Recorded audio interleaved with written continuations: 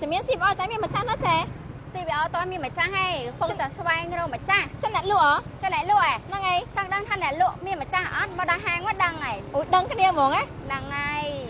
sao 10 ở lấy chạy lúc mán trẻ CBO ឥឡូវចៃលក់ម៉ាណា cha សម្រាប់បងប្អូនឆ្លាញ់ជាមួយនៅប្រភេទម៉ូតូ Honda CBR 150R អូខេ សូន21ណាបងប្អូនចង់បានអត់ ស្អាតណាស់ចេអើយ មើលហ៊ីមកជុំមកចា ហ្នឹងហើយ បងប្អូនចង់បានម៉ូតូមួយគ្រឿងនេះចង់ទិញជាលុយសុទ្ធក៏បានបងប្អូនដែលអត់មានលុយក៏អាចបង់រំលោះសុទ្ធ 100% ជាមួយនឹងហាងលក់ម៉ូតូរត់ចាន់ហេងដែរថ្ងៃហ្នឹងយើងថតទីតាំងរៀងប្លែកតិចទេត្រូវអត់ ចា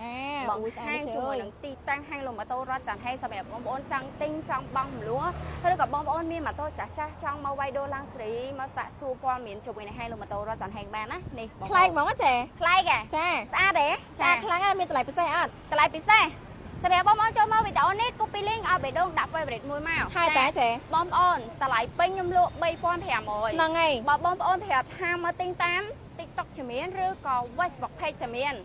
កាន់លុយតា 3150 ý 3150 3150សម្រាប់បងប្អូនចង់បាន021 និយាយមិននិយាយលេងចេ បងដែរនិយាយលេងសើចមកណាឯង អត់មានមកក្រៅលក់តម្លៃផ្សេងណាអី បងប្អូនប្រាប់ថាទិញតាម TikTok ជាមានឬក៏ Facebook Page ជាមានទទួលបានតម្លៃប៉ុណ្ណឹង អូខេ តែបើបងប្អូនមកដល់ហាងអត់ប្រាប់ថាទិញតាម Facebook Page ឬក៏ TikTok ជាមានលក់តម្លៃពេញ តែបងមកលក់បានតែតម្លៃប៉ុណ្ណឹង បង់រំលោះសុទ្ធ 100% បងប្អូនមានប្រាក់ខែចាប់ពី200ឡើង មួយខែខ្ទង់មែនដែរ មួយខែបងប្អូនចំណាយធំតា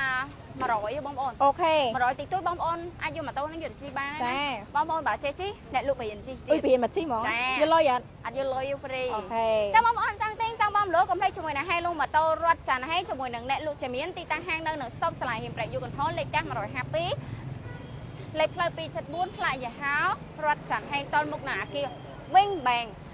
ថតទីតាំងប៉ុណ្ណឹងហើយដាក់លេខទូរស័ព្ទប៉ុណ្ណឹងហើយហើយជាមានអត់ឃើញទៀតចាប់ ចប់ហ្មងចេ ថាហ្មងញ៉ា